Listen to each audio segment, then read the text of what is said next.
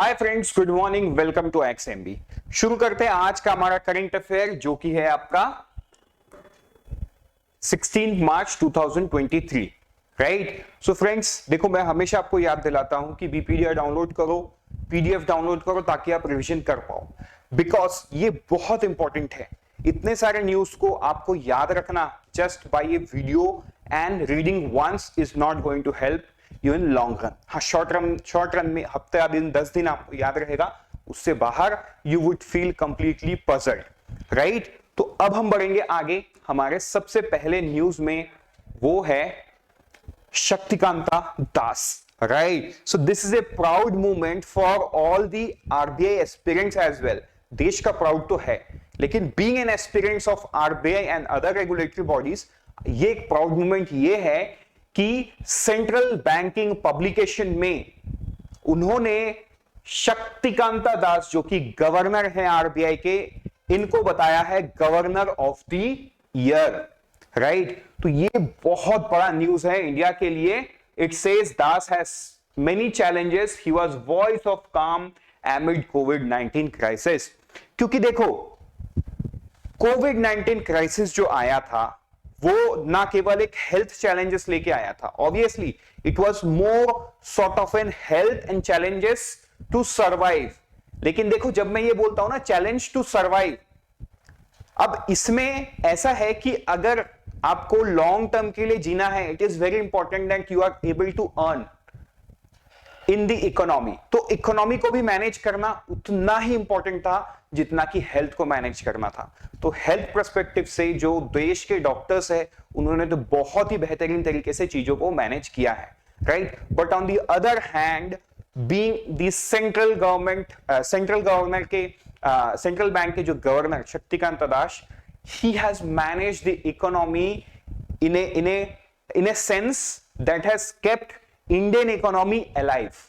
Because आप दुनिया में दूसरे जगह पे देखो, ग्रोथ तो सबके पास है, लेकिन यूरोपियन के पास नेगेटिव ग्रोथ है आज भी। अमेरिकन रिसेशन, और अब तो अमेरिका में दो बैंक फेल हो गया, विच सेज कि रिसेशन तो है, बस उसका एक फॉर्म बदल गया है, राइट। लेकिन इनको बताया गया है ही वाज वॉइस ऑफ काम एमिड कोविड-19 क्राइसिस, मतलब उन्होंने ज्यादा बात नहीं किया बट चीजों को मैनेज किया। एक इंपॉर्टेंट पार्ट उनका यह था कि वो जो भी रिफॉर्म्स कोविड-19 के समय करते गए, उसमें एक सनसेट क्लॉज था, राइट। सनसेट क्लॉज का मतलब क्या होता है, इसको आप समझो। सनसेट का मतलब क्या है कि एक टाइम तक वो दिखेगा, उसके बाद वो सूरज डूब जाता है। ये है नॉर्मल सनसेट का मीनिंग। वैसा ही किसी पॉलिसी डिसीजन में सनसेट क्लॉज का मतलब ये है, पर्टिकुलरली ये जो पॉलिसी है, ये एक क्राइसिस या एक शॉर्ट टर्म के लिए है। हाँ, ये शॉर्ट टर्म 2 महीना हो सकता है, 6 महीना हो सकता है, साल भर भी हो सकता है, 2 साल भी हो सकता है, till the time that situation prevails. उसके बाद once this situation is gone, ये क्लॉज खत्म हो जाएगा। मतलब वो जो रूल है वो खत्म हो जाएगा। मतलब वो रूल में ही उन्होंने लिख दिया इसको कब खत्म करना है। There were no days, there were no time that was defined, but this situation was defined and उसी को बोला गया सनसेट क्लॉज। तो वो सनसेट क्लॉज बहुत इंपॉर्टेंट एस्पेक्ट्स था। बैंकिंग इंडस्ट्री को एक सेंस ऑफ डायरेक्शन मिला। उनको पता था कि आरबीआई आज ऐसा कुछ कर रहा है, लेकिन आगे चल के ये तो चेंज हो जाएगा। अगर आपको याद होगा, जिस टाइम पे कोविड-19 था, लिक्विडिटी तब मार्केट में इंजेक्ट करना था, राइट। लेकिन जो बैंक्स थे वो कहीं ना कहीं लैंड नहीं कर पा रहे थे। People were not taking loan. क्यों? क्योंकि सब अपना पैसा बचा रहे थे, इकोनॉमी बंद था। उस टाइम पे उन्होंने बैंकों के लिए एसडीएफ लेके आया, जिससे बैंकों को अपने पैसा पार्क करने पे ज्यादा इंटरेस्ट मिला। विदाउट कोलैटरल, आरबीआई को कोलैटरल नहीं देना पड़ा। तो ऐसे कई सारे पॉलिसी डिसीजंस उन्होंने लिए अपने इस पूरे साल भर में। अगर आप बताओगे कमेंट सेक्शन में, then we can make a separate video on all his decisions that were taken during the time of Covid to till now. मतलब इनके गवर्नरशिप का जो बड़ा बड़ा डिसीजन है, चेंजेस है, पॉलिसी मेकिंग है, if you want we can bring it to you, right. अब आप देखो इसमें, हाँ इसमें यही है पढ़ने का। मतलब अब हम चलेंगे आगे हमारे नेक्स्ट न्यूज में। वो न्यूज है regarding CBDC, central bank digital currency. देखो ये भी एक बहुत बड़ा न्यूज है। क्या न्यूज है? आपको याद होगा जो होलसेल ई रूपी है वो कब 1 नवंबर को आया था, और जो रिटेल ई रूपी है ये कब आया था? 1 दिसंबर को आया था। अभी सीबीडीसी क्या है? CBDC is the central bank digital currency. अभी देखो आरबीआई एंड यूएई के सेंट्रल बैंक ने एक एमओयू साइन किया है फॉर इंटरऑपरेबिलिटी। तो ये कितना आसान हो गया है, मतलब आप ये जब एप्लीकेबल हो जाएगा, आपके पास सीबीडीसी है और आप यूएई में ट्रेवल कर रहे हो, you don't have to change to their currency. ये इंटरऑपरेबिलिटी में काम करेगा, आप अपने ही करेंसी में उनको पे कर पाओगे। So you know all those decisions are making life easy. देखो यूपीआई तो आज के दिन में सिंगापुर में एप्लीकेबल हो ही गया है थ्रू पे नाउ, हमने कुछ दिन पहले न्यूज में देख लिया था। और बहुत सारे ऐसे कंट्री जो G20 डेलीगेट्स इंडिया आ रहे हैं वो आज के दिन में यूपीआई यूज कर सकते हैं। तो ऐसे बहुत सारे छोटे छोटे डिसीजंस में इंडियन रूपी को बहुत इंटरनेशनलाइज कर देगा। तो ये भी उसके अगेंस्ट में एक स्टेप है, वेयर आरबीआई एंड यूएई का सेंट्रल बैंक जो एमओयू साइन किया है for interoperability of their CBDC. ठीक है, अब हम बढ़ेंगे आगे। नेक्स्ट न्यूज में वो है माइंड स्पेस रेसेस ₹550 करोड़। तो क्यों रेस किया? Through green bond to finance the project. देखो मैं हमेशा मेरे हर क्लास पे हर बच्चों को ये बोलता हूं कि अगर एनवायरमेंट रिलेटेड कोई भी न्यूज है वो बहुत इंपॉर्टेंट है एंड वो आपको पढ़ना ही है। And this is one such news जहां पे ग्रीन बॉन्ड इन्वॉल्व है। अगर आपको ये सवाल पूछे which is the recent company that have raised ₹550 crore through green bond, तो आपको जवाब पता होना चाहिए, वो है माइंडस्पेस। तो देखो ऑल्दो ये डिबेटेबल है कि सर ये तो प्राइवेट न्यूज है, ये हमको क्यों पढ़ना है, but on the other hand ये ग्रीन बॉन्ड से रिलेटेड कुछ है and green bond in itself is a new thing, then it becomes the entire news becomes unique. तो अब आपको याद रखना पड़ेगा। ठीक है, अब हम बढ़ेंगे आगे। नेक्स्ट न्यूज में वो है Deepak Mohanty as the new PFRDA chairperson. तो देखो दीपक मोहंती है, ये इनकी फोटो है, ये अब क्या बन गए हैं? पीएफआरडीए के चेयरपर्सन बन गए हैं। ये लेटेस्ट है एंड ये आपको याद रखना होगा। एंड इसमें और एक नाम आया है Mamata Shankar named as the whole time member. तो इनको वोल टाइम मेंबर बनाया गया है किसमें? पीएफआरडीए में। ठीक है, तो ये आपको याद रखना होगा। अब हम बढ़ेंगे आगे हमारे नेक्स्ट न्यूज में, वो है यूनिकॉर्न क्रिएशन। तो देखो पिछले साल भी इंडिया ने ज्यादा यूनिकॉर्न क्रिएट किया when you compare the data with China, and इस साल भी सेम केस पे हुआ है जहां पे 23 Indian firms cross the 1 billion valuation mark for unicorn status, whereas China में सिर्फ 11 हुआ। तो यूनिकॉर्न का मतलब क्या होता है इन बेसिक सेंस में आपको ये समझाऊं। जो एक स्टार्टअप होती है वो छोटी होती है, राइट, डे वन पे उसकी वैल्यू कुछ नहीं होती है, but over a period of time by work, अब स्टार्टअप है या तो वो गुड्स बेच रहे हैं नहीं तो सर्विस देगा, right, in this space of goods and services. तो over a period of time their valuation changes, right, वो फंडिंग रेस करते हैं, जैसे जैसे वो अच्छा काम करने जाते हैं उनकी वैल्यूएशन चेंज हो जाती है। जिस दिन उनकी वैल्यूएशन $1 बिलियन क्रॉस कर जाता है, $1 billion is equal to somewhere around 82,000 crore, 8,200 crore. ठीक है, क्योंकि $1 is equal to somewhere around 82 rupees. तो अगर इसको आप 80 रुपए में लोगे तो ये 8,000 करोड़ रुपए के आसपास होगा। ठीक, तो 23 firms have crossed the mark, whereas China का कितना है? 11। तो अब आपको समझ में आ गया इस न्यूज से क्या याद रखना है? सिर्फ इतना याद रखने से नहीं होगा, आपको ये नंबर भी याद रखना पड़ेगा दैट देयर वेर 23 फॉर्म। ठीक है, चलो अब हम बढ़ेंगे आगे नेक्स्ट न्यूज में, वो है 5 ट्रिलियन इकोनॉमी। आपको याद होगा पिछले साल मतलब अप्रैल 2022 में आईएमएफ का एक रिपोर्ट आया था, जिस रिपोर्ट को आईएमएफ ने फिर से रिवाइज भी किया था 2 महीने बाद, आई थिंक मई महीने में किया था, मतलब 1-1.5 महीने बाद उन्होंने किया था। तो मई महीने में रिपोर्ट करके उन्होंने बोला था कि by financial year 27 Indian economy would become $5 trillion economy. तो ये बात फिर से सामने आया है, तो ये चीज आपको पता होना चाहिए, क्योंकि देखो इस साल आप जब एग्जाम दोगे तो हो सकता है ये न्यूज आप नहीं पढ़ोगे, बिकॉज ये आपके जो स्टैंडर्ड 6 to 9 मंथ्स का ये है करंट अफेयर पढ़ के जाना पड़ता है, उससे बाहर है. So I thought of bringing it here once again. तो आपको ये ध्यान में देना है कि जो साइज ऑफ इंडियन इकोनॉमी है वो है 2022-23 में ये 272.32, 2024-25 में हो जाएगा 304.12 ट्रिलियन. इसके बाद तो मतलब ये 3.8, 3.91, फिर ये आगे जाके 2027 तक ये 5 ट्रिलियन को क्रॉस कर जाएगा. बढ़ेंगे आगे हम नेक्स्ट न्यूज में, वो है मैकमोहन लाइन. राइट, मैकमोहन, ठीक है, it's not Mohan, it's Mohan line. तो यूनाइटेड स्टेट्स ने एक बहुत बड़ा कमेंट किया है. यूनाइटेड स्टेट्स ने क्या कहा है कि जो इंडिया और चाइना के बीच में क्या है, इंडिया और चाइना के बीच में ये जो मैकमोहन लाइन है, इस लाइन को वो as an international boundary recognise करते हैं. ये इंपॉर्टेंट न्यूज है. ये जो मैकमोहन लाइन है ये सर हेनरी मैकमोहन के टाइम पे हुआ था, उनके रिकमेंडेशन से. Right, somewhere around 1914.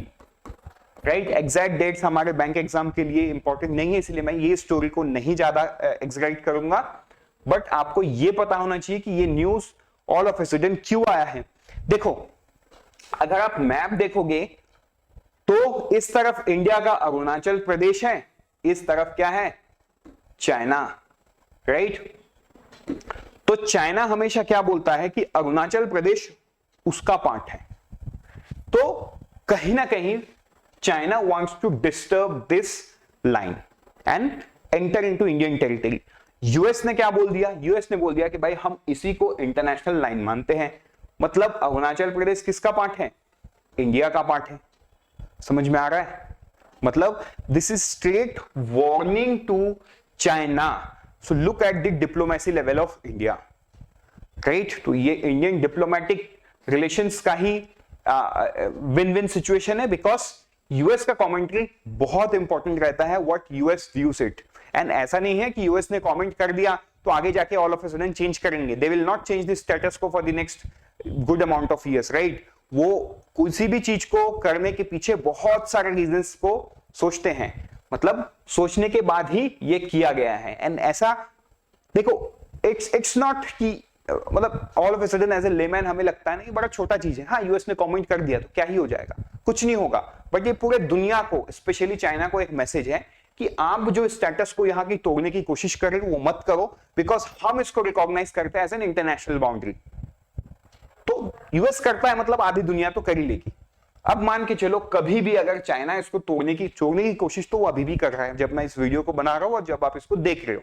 राइट, क्योंकि उनके सोल्जर्स खड़े हैं. लेकिन कभी भी वो विथ मोर एग्रेशन इसको तोड़ने की कोशिश करते हैं, then you know world will stand with India. US तो कम से कम स्टैंड खड़ा रहेगा, भले ही डायरेक्टली ना हो, indirectly through their comments they will stand. मतलब दे विल स्टैंड, भले ही वो लड़ने ना आ जाएंगे लेकिन वो खड़े तो रहेंगे, क्योंकि उन्होंने ऐसा कमेंट्री कर दिया है. ठीक है, तो इसीलिए यूएस की कमेंट्री बहुत इंपॉर्टेंट हो जाती है, because People's Republic of China इसको तोड़ना चाहता है. आई होप ये तो क्लियर हो गया है. अब हम बढ़ेंगे आगे छोटे न्यूज पे, वो है एग्री न्यूज, एग्री यूनिफेस्ट. तो ये एग्री यूनिफेस्ट कहां पे हुआ, इन बेंगलुरु हुआ. किसने इनॉग्रेट किया, नरेंद्र सिंह तोमर. तो ये ऐसी चीज आपको ध्यान में रखना होगा.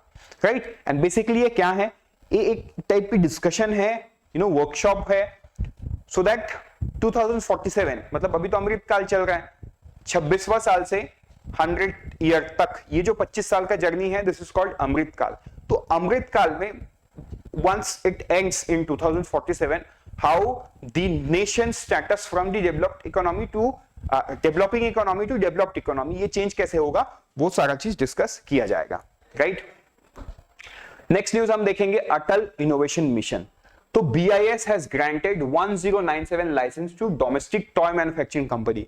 आपको याद होगा जो टॉय छोटे खिलौने होते हैं ना, वो छोटे खिलौने कौन बनाता है, मतलब वो पहले चाइना से इंपोर्ट होके आता था. बट 2 साल पहले the prime minister of India has said कि ये बड़े छोटी सी चीज है and it's a very big industry.